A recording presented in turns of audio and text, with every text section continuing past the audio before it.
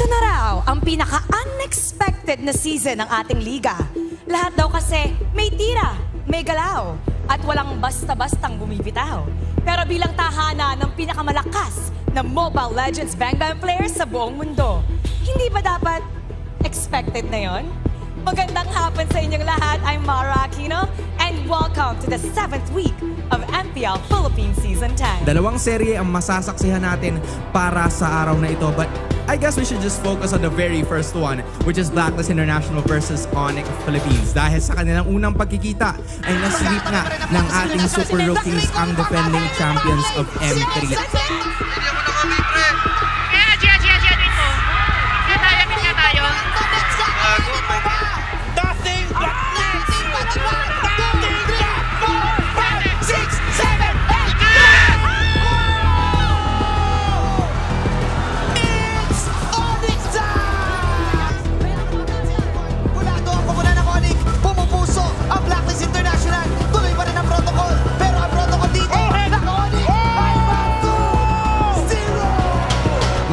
Would still have that unwavering confidence, that unfaltering confidence for them to be able to have to continue the code na hanggang ngayon ay hindi pa rin nabibreak, which is wala pang nakakatalo sa kanila ever since the entry of DY's era ng 2 beses sa same season.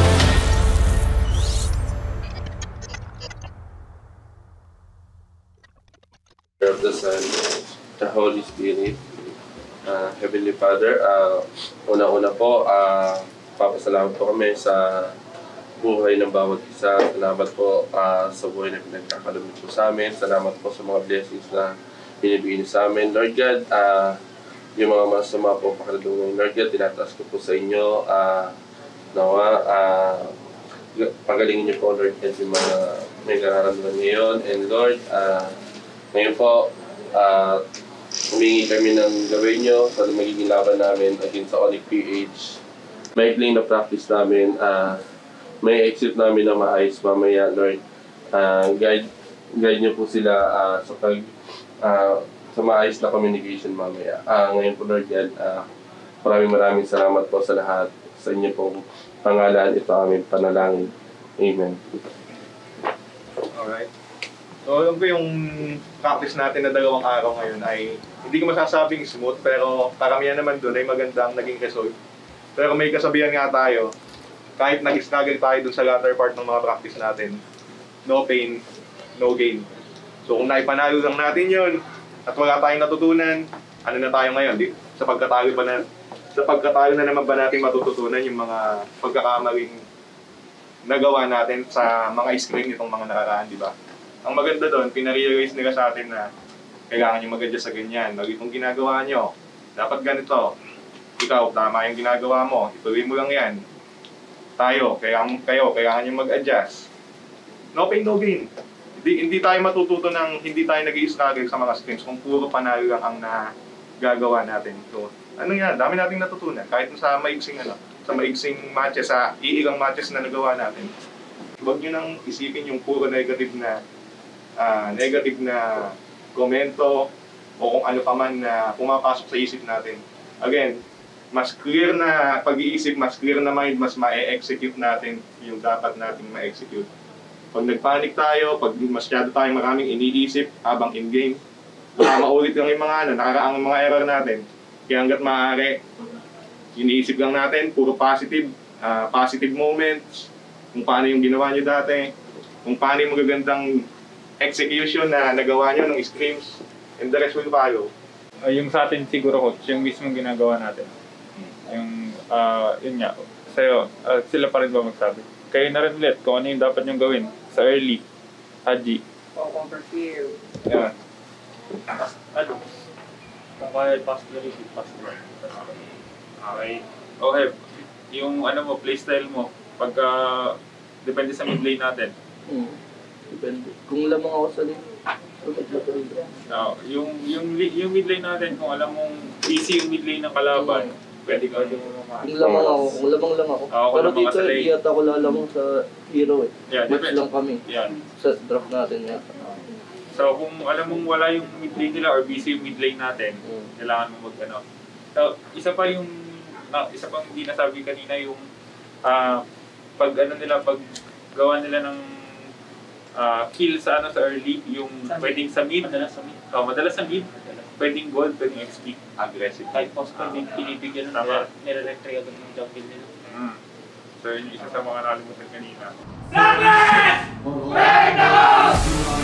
Dalawang kupunan na nagdala ng malaking karangalan sa bansa.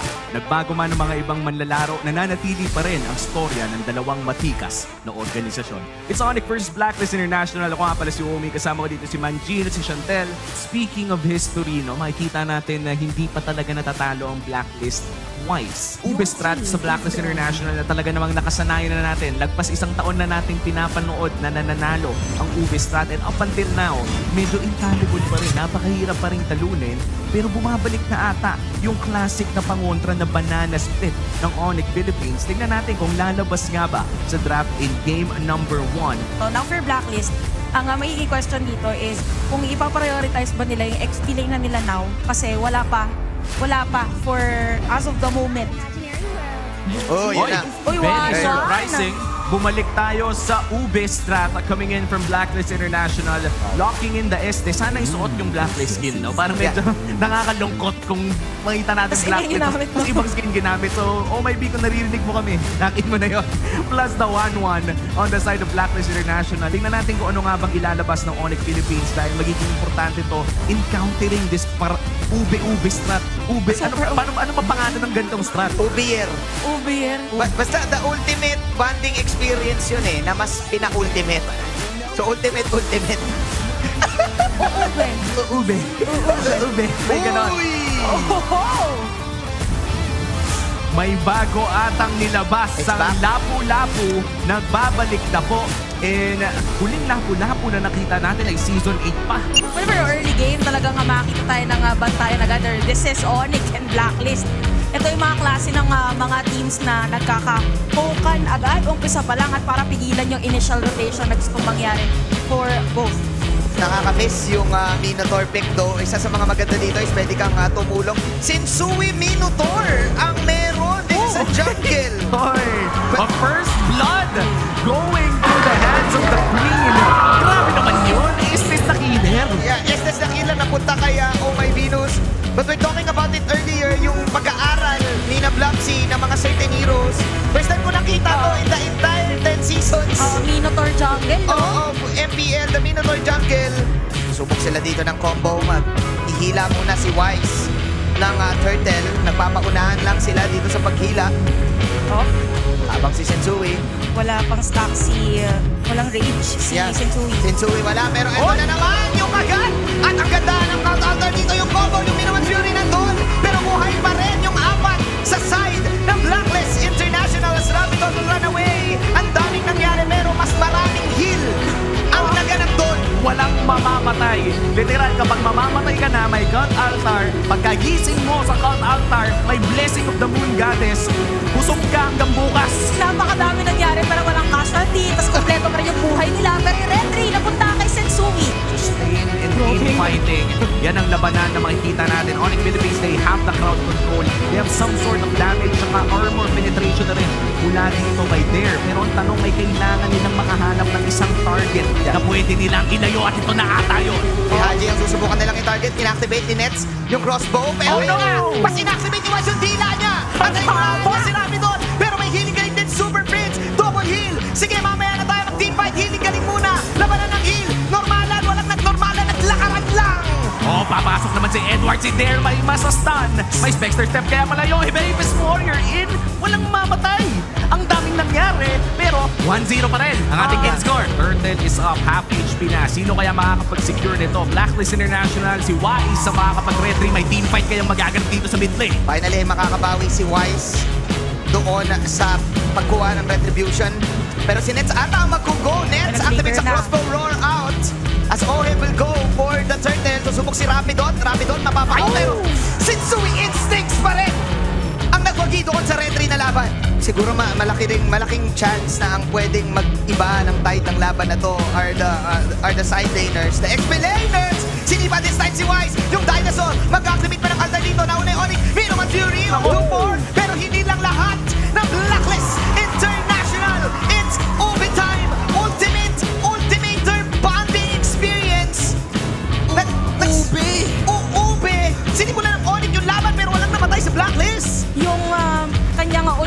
Tapos instantly buhay ulit silang lahat. Paano pa pag lahat sila nag-immortality? Ilan na yung buhay nyo? Apat na. Tinalo na si Masha. Lahat kayo, Masha. Oo, lahat kayo, Masha. Yun yung concept ng lineup. This is so scary. Oh no, Sensui! Alright, Sensui, kinagat dito, kinagat yung baka, ginawang Wagyu! And sabi naman ni Nets, doon tayo sa crossbow! Ang unang nawala ay si Ohe! Nice targeting para sa side ng Onyx Philippines! Uy, binaka- Edward! Bravest fighter! Pero ready ang Onyx doon! Onyx fights! Nasa na mga heal! Nawawala! Triple kill! Para kay Der! Habang tumatagal ang teamfight, pag nawalan ng isang healer o naubusan ng damage leader, Onyx Philippines ang nakakalamang at nakalimutan natin to. Dalawa yung armor penetration na meron ng Onyx Philippines. Kailangan talaga dikit-dikit yung strategy ng Blacklist International. Pero ito na nga, yung empowered Spectre step ni Dare, napakalayo ng dash pero mukhang sa mid lane ng teamfight. Nag-call yung Onyx dito, nakita nila yung dalawa, kaya gumoma rin sila. Si Omar Vino sa pinabanatan. Nandito ang B-Wise. Si Wise ay tumatakbo. B-Wise, hindi na may lalabas yung dila. Nag-stomp this time si Sensui. Paparating na sina Ohem Tiger facing in. Pero mukhang magbaback this time ang Onyx PH. Wala na namang na-deaths sa laban na ito. Dalawang labanan, isa sa bot lane at isa naman sa mid lane. Pero dahil maganda ang pwesto ng Blacklist International, makakapwesto sila around this Lord. At kung kilala natin ang Blacklist International, isa sila sa mga pinakamagaling na Lord dancing team kung saan mag-aantay sila ng perfect opportunity with their sustain. Matagal na sayaw to. Oo, matagal-tagal na sayaw. Alam natin yan. Nakita natin yan. Pero nag-call ang Reyna dito kay Nets. Si Nets ay mawawala din sa save. 40 seconds na. Ma-cancel this time. Yung Detonas welcome. At sabi ng Blacklist, wala ng damage. Let's go for the Lord. Haji para kay Net, sobrang worth it nun, Chantel. Oo, saktong-sakto din. Nakita na may opportunity na makuha si Nets dahil doon, nabanggit nyo kanina, na kapag kahit napakakunat nyo, kailangan nyo ng damager. Now for Onyx, sila nawala ng damager at napakakunat ang kakataparin nila kaya hindi na nila sinubukan pa ang mag-contest ng Lord. Napakabilis na pagkuha ng objective on the middle lane. Oh, sumubok si Edward this time ng initiation. Go down sa mga Reyna. Si Der, napalalim ba this time dito? Oh no, Edward! Napalalim ba ang Onyx dito? Kumukuma rin si White doon sa Lord. Edward mula doon, nag-activate na ng anti. Kumon yung Onyx ng game. Yun yung minuwan Fury, tatamaan ng dalawa. Pero yung counter go para sa Blacklist International ay mananatili at mag-survive sila. At wala pa rin namatay sa laban na yun. At habang nangyayari ang lahat, sabi ni Wai, sige na nga, mag-lord na lang ako kasi panigurado, wala namang mamamatay sa ating lima. That was the plan. That was the plan at Lord lang yung nawala sa laban na yun. 4 ultimates were burned para sa side ng Onyx. Blacklist calls. Royal standard pa rin pagdating sa mga calls. This might be the last team fight kung makapag-set up ang Blacklist International. Muna marcha ang Lord sa top lane and here comes Edward. Minuan Fury on 2-4 play mo na 10 kasi may mga hiling-galing yan. Nandun sa likod si Adi dito sa may sinactivate na rin yung crossbow. Sa may Onyx iba dito, Oren. Kumikrip ng palayo. Nasa na yung mga sustain. Finally mawala si Wise dito. And buhay pa ang Onyx. Makakapag-defense sila this time ng Lord. Nino-normal lang ni Nets yung Lord. Ang camera ay na kay Nets. Okay na okay pa rin. Onyx survives the push. Tingnan natin ang battle spells ng Blacklist and Onyx Philippines mukhang kompleto. By the time na lumabas ang Lord, pero si Super Prince delikado! Hindi na si Super Prince sa pang-activate na siya ng altar dito. Magkukol na ang Blacklist ang go. Si Rapidon ngayon walado. Rapidon hinamon ngayon ang Tiger Face. Makakabuhay lang kay Rapidon. Flicker out para kay Rapidon. Hinahamon na siya ng kupunan ng Blacklist International.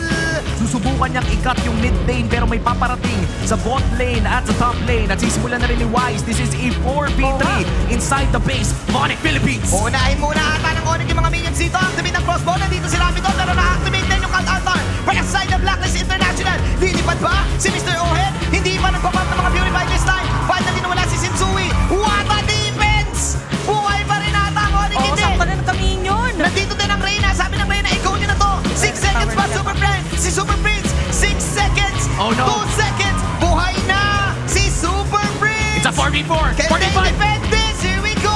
At finally, makuha si Wise ng Lord. Nag-call sila ng Lord. Nag-activate na ng mga altar.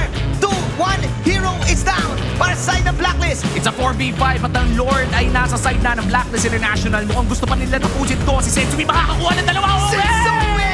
It sticks! Nahanap na nga po ko si Wise pa ang isusunod. Nakain niyang isa, ituturapan. It's a 3v2. At kailangan na tumakbo ng B-Wise dito na maghiwalay sila ng Onyx. The Sensui Instincts getting on. And now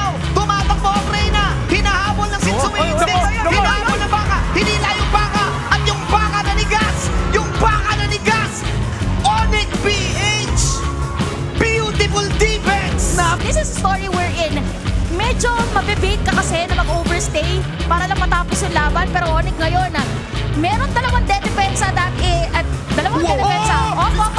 Oh my being! Niluto na ni Super Prince at ang ganda! Chemistry talaga! Sabay kang atang buhay pa! And double ba this? That is the question! May depensa gagawin this time ang Blacklist International. Kami naman, it's our time to shine! Haji, the KDA machine!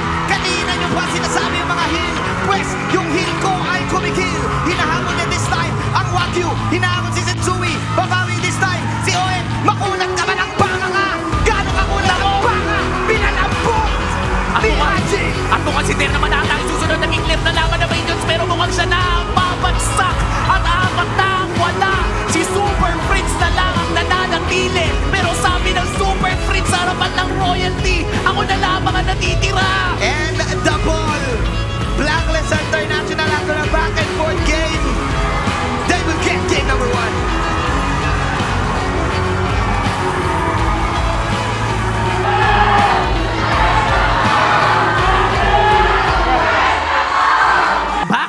Ang labanan na to.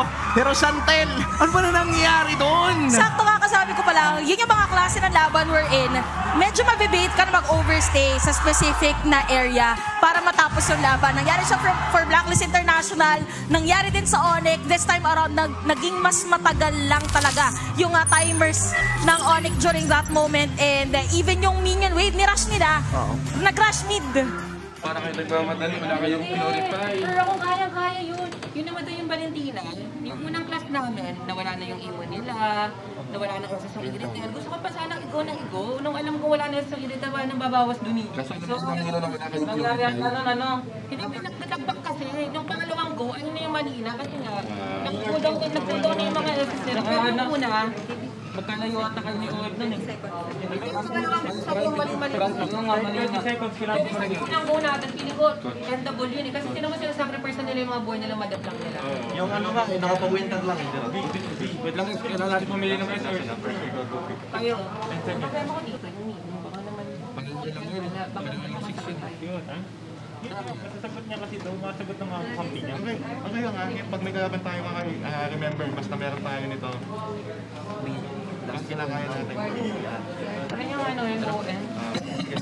Ano pa rin naalala mo? Tingin niya sa priority. Blacklist! Break up! Feel like the last fight, no? Yung nakita natin na 3v4 kung saan pumasok si Edward kasama yung dalawang sustain. Men, ang hirap mamatay kapag gano'n. Si Haji Pumitik yung damage. Pumitik yung damage. Tapos yung passive din kasi. Ang bilis din nung naging respawn time ni Haji. Kaya nagulat din ako, nandito na ulit agad si Haji. Oo. Iba, ang masasabi ko lang, ultimate ube. Ube. Para ube. Ube. Kailangan may boss kasi ultimate. Feeling ko makakahanap pa tayo ng mas magandang pangalan para doon. Pero sa ngayon, Ube ang ating ipapangalan sa ganong klaseng strategiya. Pero napakaganda nung laban na yun kasi nakita natin kung paano in-emphasize ng mga teams yung strengths nila, yung identity nila doon sa naging bago in terms of drafting. Yun yung tipo na ultimate bonding experience na mas pina-ultimate pa. Nag-debut ang strategiya na yan ang ngayon. At ang pangalawa namang natin nakita ay yung Minotaur Jungle na nasabi nga ni Renmar sa kanyang analysis na napaka-creative talaga. Papasok na po tayo sa game number 2, drafting phase. Onyx Philippines naman ngayon na maglalaro sa blue side. Blacklist International mapupunta sa red. Looking at the bands, Diggy na naman ang tatanggalin ng Onyx Philippines yung Blacklist. Tatanggalin na nila ulit ang Atlas. Pero kung tutuusin, di natin nakita ang Lolita na magandang pangontra din sa mga Ube lineup, sa mga dikit-dikit. Pero sabi nila, bakit Lolita? Pwede mo naman pag-iwaiwalayin na lang gamit ang heavy spin. Akay ang magiging pick ng Onyx Philippines pero may chance ang mag-Paramis Valentina ang Blacklist. Imagine mo kanina, Paramis, Estes. Ngayon, open siya for both. May damage parehas. And as such, para pwede kasi mag-secure na ngayon ng ibang hero. Kaso kasi hindi mo na ibibigay yun eh. Kasi nasa yan eh. Oo nga.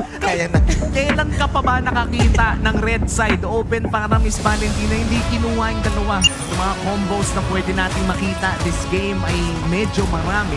Mga synergies na mga sinasabi din na ni Chantel at Manjin dito. Pero mukhang tahimik ang laro na to dahil si Rapidot bumivision din eh. Stampede ay activate kay Rapidot and there you go. dinala sa Blacklist HQ. Dinala sa HQ, dinala kay Wise, dinala kay Haji. Tsaka timing yun mula sa Blacklist International dahil parehas may delay ang hila at tulak na yun, pero ito na yun! Lumiker pa nga si Super Prince para lang umabot. And wow, Onyx Philippines will also take gold in the top lane. Sulit ang punta ng Onyx Philippines in the gold lane. Pero may konting kalamangan pa rin ang Blacklist International. 500 gold lamang. Grabe din kasi ang sustain ng isang biro. Tuwing pangatlong auto-attack, may kasama pa yung heal. Pero mukhang si Rapidtooth ay makaka-flicker naman palayo. Munti kang pa talagang mamatay. Delikado na to eh. Ito yung tipo na kaya ka talagang ma-burst. O yun na nga, inagaw ni Haji! Yung Feather Air Strike!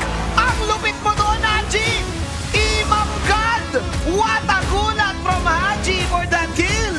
Masasaktuhan pa na na-alleviate nila yung pressure sa top lane at may turtle doon sa baba. Sabi ni Wise, sige, nanakaw na rin ako pero ma-secure naman ni Sensui with his retribution. Sumubok si Sensui dito ng Heavy Spin. Pumasok na ngayon si Oh My Venus, si Stampede. Super Prince sa kapwesto. Super Prince with the Feathered Air Strike pero hindi niya damage output. Nice counter go para sa side ng Blacklist. Plus may kasama pa at ang turtle. Yes! Napakahirap fight against Blacklist International dahil sa Cult Altar. Kahit may tumama na Feathered Air Strike, yun ang ipo na isang Cult Altar lang. Wala na. Pinag-uusapan din natin kanina, no? Yung nag-heavy spin pero nakabukas na yung bibig ni Wais. Oo nga eh, wala din eh, no? Kinailangan niya umalis eh. Nakita natin yun. Kailangan niya umalis eh. At Umi, siya din. Gusto ko lang i-remind na yung mastery talaga ng Blacklist sa timings. There you go. Ang sakit. Nakuha na ngayon ng Blacklist ang timings nila. They know their lineup. And this is a scary team. Grabe, ikaw ba naman? Ibon ka, kalaban mo, dinosaur. Oo, mahirap talaga. Bago pa mangyari yun, wala pa pala nga Guardian Helmet. So mas mag-iimakunat pa si Wise after that item purchase. And dire-diretso lang ngayon ang side ng Blacklist International. In last game around the 6-7 minute mark, wala pang nangyayari. Pero baliktad naman this game. Nabanggit mo ang salitang confidence, Manjin, at yun ang pinapakita ng Blacklist International in game number 2. Kung babalikan natin ang history na dalawa to, pero mamaya na yun, Oh My V! Oh, look at the confidence. Oh My Venus like legit with the flicker out at may pang-zone pa. Grabe oh. Si Haji ay grabe. Hindi niya binibitawan para lang makuha. Ka-counter ko ba ang Onyx dito? Pero ako napakasakit this time. Oh My Venus papasok. Pasok din si Edward. Nagkakambahan. Kamba lang. There, hindi umamba ng onte, pero kamba rin pala. Kinakit pa yung Feathered Air Strike para kay Haji. Pero hindi pa rin namatay si Haji. And if ever man na maging low life si Haji, meron pa ulit na pang takas with the Cult Altar. So, parang hirap talaga. Split push talaga or maybe a steal from the Lord. There, kinain. Mukhang galit na ang Blacklist killing spree. Easy kill para sa side ng Blacklist. In this game, I can clearly say na ang taas ang kalamangan ng Blacklist dito. Look at the Haji at saka si Venus. Si Venus parang unbothered queen eh. Nakatayo lang. Nakatayo lang eh. Tapos late lang niya na-realize na nakikita ko na siya na hindi siya nakatago sa bush. For Super Prince, mamimili siya. Gagawin ko ba pang clear or gagawin ko ba para damage doon sa mga players na Blacklist? Minsan wala ka ng choice eh. Kailangan mo talagang dumepensa. Minsan kailangan mo na lang ibato. And at this point, Onyx Philippines, looking at an almost 10k gold team from Blacklist International, magiging mahirap manalo ng team fight ng walang tore. Kailangan nila idala ang Blacklist International sa loob ng kanilang base. Gusto nilang manalo. Grabe din yung minion control ng Blacklist. To be honest, talaga na pagsasabay-sabay nila. Kita natin yan during that Lord walk earlier. Exposed na ang base ng Onyx Philippines pero disiplina muna, sabi ng Blacklist International. Hindi nila ipipilit kahit may 12k gold lead sila. Blacklist International ang nagdo-dominate ng game na to. Sabi mo Manjin, may mastery sila ng timing. May mastery sila ng mga strategies na ganito. At meron din silang master the basics. Master nila yon. From Sensui, and they really have to defend this point. Tatapusin na ata ng Blacklist International. Nagmamadali na kami. Kailangan na natin itong zero. And finally nawala si Der. Mukhang maaga ang uwian para sa Blacklist. Ito na ang rehit si Owen. May commercial shoot pa. Tatapusin na nila to. 13k gold. Blacklist crushing Onyx this time. At nagsisigawan na ang agents sa venue at sa mga harapan ng mga monitor nila. 2-0 ang storya ng hapon na to. Ang sabi nila, hindi daw natatalo ang Blacklist International ng 2 beses. Ito ang pangalawang beses na naglaban sila matapos masweep ng Onyx Philippines sa unang pagkikita. Nananatili pa rin totoo ang statement na yon. Blacklist International with the revenge of victory. Thank you, casters, agents! Your Blacklist International came out with a vengeance! Give them a round of applause. Masaya siyempre. Pero goal pa rin namin mag-upper bracket. Sobrang importante ng match na to sa amin kasi parang natalo kami dito. Low chance yung upper bracket namin. Pero ngayon nanalo kami. Parang masaya. Yay! Ganda ng boses ni Haji, no? Actually, yung sinabi ko yung words na yun, ang pagkakasabi ko dun is ever since na lumipat kami ng Blacklist, wala pang nakakatalo sa amin to us na same team. Hindi po meaning na walang makakatalo sa amin ever since twice. Kasi ako, alam ko naman na hindi naman kami God of ML and it is bound to happen na matalo talaga kami. Pero ayun, as much as possible, gagawin namin yung best namin para hindi mangyari yun. And also, especially kasi ngayon season 10 na sobrang lakas talaga ng team. So, mangyayari at mangyayari yun sooner or later. Bago pa magkaroon itong patch, talagang nahihirapan kami ilabas yung mga comfort namin. Kaya kadalasan kinikriticize ako na bakit pa ulit-ulit yung drop, hindi na nga umepekto. Talagang tiniis namin yun para dito sa pagdating na patch, sigurado kami may ilalabas na uli namin. And yun siguro, Ube is back. Ube is back! The odds are now in their favor. Once again, your Blacklist International makes it to the playoffs.